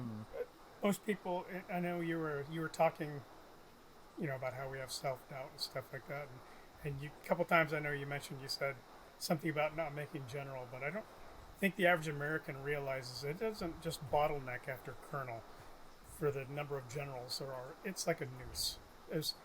It's Oh, yeah. nearly impossible for any officer to get selected to general, and quite often it's a political choice the Yep. service has to make based Yeah. on. It absolutely is. What's involved with that Oh, for okay. those who don't know? You know, civilians. Well, yeah, tell us what. First of all, what'd you have to do? there are certain blocks you have to check. So you have to have a company command, you have to have something at the battalion level, and then you have to have something probably at the regimental level. And certain schools and certain, you know, like exo billets and things like that. And if you check all those things, and you're, you know, a first-class PFTer, and you know, shoot well and all that, you know, all those other little check blocks, you can put in your application. And I did put in my application once half-heartedly because people were saying, you should put it in. I'm like, I didn't check all the blocks because I didn't really want to. But then, after you've checked all those blocks, it is absolutely political. Yes, that's what I hear. And, you know, you have to have, you know, I obviously, at a colonel level, you get to be friends with a lot of the generals. And I was friends with some of the generals, but you need more than that. You also need to start making political relationships, and to make it at least past 1 star. You can get to 1 star without political association, but to get further than that, you need political association. Yeah, Doc Berry, there's still a board that convenes to examine, Yes. who's gonna be selected, but general officers are appointed directly by the president. Yeah. So whoever's the president at that time, I mean, if you've got a history of rubbing people the wrong, I mean, think about Chesty Puller, right? If you've got a history of saying the wrong things, pissing off the wrong people that is not in alignment with who's in office at that time, then you're probably not going to get selected. Yep. Yeah. I'm glad that came up, and let me tell you why. For the person in this conversation who received the Navy Cross, Chesty Puller, one of his more infamous quotes was, and here's a guy who received, what, 5 of them or something like that? He said, and I don't know if it's the same thing when you got yours, Luis, but back then, Chesty said, and I quote, "There's only a hairline's difference between a Navy Cross and a general court-martial." Yes, Yeah. it is. I don't know if that's true or not, Yeah. but what a When you thing think to about say, the my outcome, I God. guess is probably what he meant, right? Yeah. Yeah. If, if you make a wild, grand gesture to do something to save people, or to do something, and it doesn't go the way that it happened to go, that gets bad quick. Yeah. Yeah. Yeah. Right. But now, 3 and 4 star, those are not appointed by the president alone. They have to go through Congress. I mean, Yeah. 1 and 2 star gets approved by Congress, but it's almost like, they look at it and go, yeah, yeah. But 3 and 4, Yep. Congress actually says who gets it. And so, like, 3 star generals in the Marine Corps are not appointed by the Marine Corps. There is a board, and they select people and put them forward, but they do not say these people are going to be 3 stars. They go to Congress, and Congress says these people are going to be 3 stars. Right. And 3 stars and 4 stars also have to have buy-in from the other services, which is a lot of people don't realize that. Well, because when you get up to that level, you're looking at regional command, right? So you're talking Right. about combatant commanders that are going to be over other services. Right. They're really, multi-services. yeah, they're starting to work at that level for the Joint Chiefs of Staff, not Yeah. for the service. Yeah. Yeah. The National War College, STRATCOM, Northern Command, Southern Command, that kind of stuff. Those are all, they don't just pick one service. They rotate that. Yeah. And Well, that's why it was very historical. What was it a few years ago? Was it under President Barack Obama that one general went from a 1 star to a 3 star? that's exactly what I was about to say. It's the second. Oh. It's the second time that's happened that I know of. Yeah. Yeah, it went from 1 star to 3 star because the position that they wanted The to position. be in. Yep. Yep. It can happen. Yeah. I mean, theoretically, it could happen that you go from lieutenant colonel to general. I mean, we don't do it, but Yeah. it could happen. It's an appointment. I never thought about that. You could go from captain to lieutenant colonel. There's nothing saying that you have to go to each rank. Yeah, it's true. I didn't know that. Yeah, there's just when you think about it, like so the what is it called? DOPMA, the DOPMA, Defense Officer Promotion Management Act, I think is what it was. Yeah, it just sets out the limitations and the requirements to shape your selections for grade and how long people have to be in and stuff like that, or the opportunity. But Oh, okay. yeah, but there's a lot of other ways. It's kind of like with any formula. If you're looking, if you say you're looking at a recipe, right? If I say, well, you can only use so much of this and so much of this, well, you can still change all the other stuff, True. make it different. All right, my friends, we have been at this sacred undertaking for over 2 hours now. probably need to call it an evening. Thank you for appearing with us, Yes. Sarah. Speaking Oh of my it, I've goodness, enjoyed it this has quite a been a lot. great one. Oh yeah. I appreciate the opportunity, and anytime you guys want me to come back, we'll talk some more. Yeah. Yes, we have a lot more to talk about, I feel. We can tell more And- lies. Oh yeah. Yeah, right. and I'm sure once we've got this, we've got the video posted, that and as more people get to see it, I imagine we'll get more requests Yeah, from people like, "Hey, can you have her on again?" Or they'll have questions that they want to know, yeah. All right. the answer to, and we'll definitely whip them back your direction. and Beautiful. Try to get you back on again, because we've got plenty of Thursdays left on us from here on out. All right. Yeah. Just- Well, thanks for Alrighty. coming on. Definitely, this has been You're great. very welcome. I'm glad we were able to reschedule it so soon. Tremendous. Oh, We we got appreciate the it. little one. Yeah. Hi. Say hi, Hi, Phoenix. Phoenix. Or hi, everyone. That's confusing, isn't Right. it? Phoenix and Colonel Phoenix. Right? Yeah. Well, a lot of my friends just call me Phoenix. Oh wow. Oh, do they? Okay. Yeah, because that's you do know the story behind that, don't you? So Nope. I was born with the last name of Roach, Roach, Oh. and I got married to a man named Thompson, the father of my biological daughter. I have 2 foster daughters, and when we got divorced, the divorce decree, the last paragraph said something about you can change your name to your maiden name or any name you so desire. I called my lawyer and I said, "What does this mean?" He says, "It means what it says." I said, No, it's legalese. You guys always write something that means something else." He says, "No, really. You want to change your name to Vasquez? Change it." So I went on a vision quest. And in the vision quest, several totem animals came to me, but one of them, the phoenix, said, "That is who I am." Wow. And that is what I changed my name to. Oh, Wow. nice. That's awesome. So I have one friend who calls me Colonel Princess Phoenix. There's a master in there somewhere because I was a master of the rainbow, but because Sarah means princess, and so she says Colonel Princess Master Phoenix, but she always just calls me Phoenix. Wow, that's awesome. Awesome. Yeah, Yeah. Well, thank you for sharing that with us. it's just fun. Yeah. Yeah. Well, Oh, yeah. alrighty. Everyone have a great evening. It's been such an enjoyable podcast.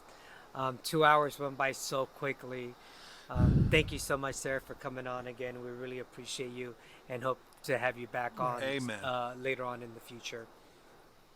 All right, All right. you're welcome. It's It's been a pleasure, guys. Bye-bye. Good night. All right. Good Good night. night, all. Have fun. Bye bye. Always.